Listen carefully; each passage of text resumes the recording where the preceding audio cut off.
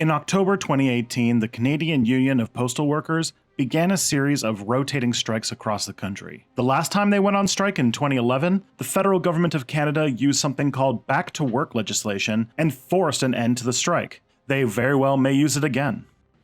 Wait just a second. We at the Canadian Civil Liberties Association have some concerns about what the back-to-work legislation means for our constitutional right to collective bargaining and the right to strike. These constitutional rights are about power and injustice. If you don't care about that, then you probably do care about your pocketbook, which is what suffers when governments weaken workers' constitutional rights. But first, how did we get here? And what is back-to-work legislation anyway? Let's take a minute or two to talk about the history of such legislation and the civil liberties concerns in the CCLA Guide to Back-to-Work Legislation. You've probably read the phrase back-to-work legislation in news reports a couple of times. So, what does it do? It ends a strike. And how? By law. Back-to-work legislation is designed to stop a strike when the two parties seem either at an irresolvable and unproductive impasse, or if the strike is occurring in a sector that provides an essential service. I'm talking lives on the line type stuff.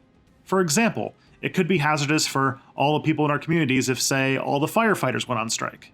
A back-to-work bill can force a third-party arbitrator to come in and make a contract that both sides are required by law to agree with. Continuing to strike or lock out employees after this can result in hefty fines or even jail time. The first time the Canadian government ever used this type of legislation was in 1950, when a nationwide railway worker strike shut down all the trains across the country. People were worried that food wouldn't make it onto shelves, not to mention Canada was fighting in the Korean War.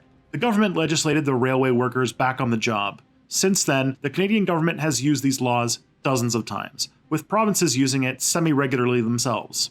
They've forced or attempted to force back to work not only grain handlers, port workers, and railway workers, but also Canada Post employees and Toronto Transit workers. Maybe you think it seems reasonable, but there are civil liberties concerns we must discuss. As courts have recognized, this type of legislation can undermine the rights of people who collectively bargain. It causes a chilling effect. Why bother to organize for higher wages if you'll just be legislated back to work by the government with no improvements? It also incentivizes alternatives like work to rule and slow down strikes, where the workers do the bare minimum of work as a form of striking.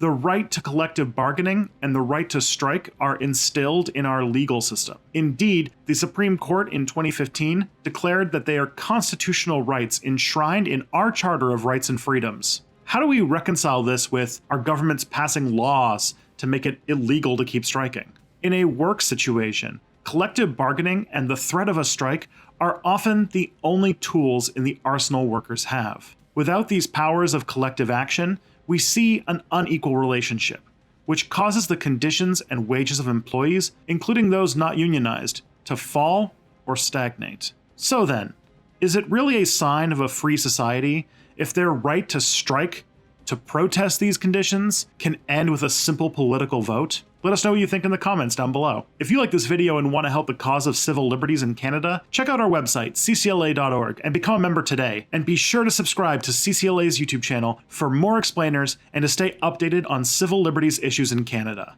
Rights, freedom, and justice are ongoing issues, but working together, the CCLA will always be on the front line.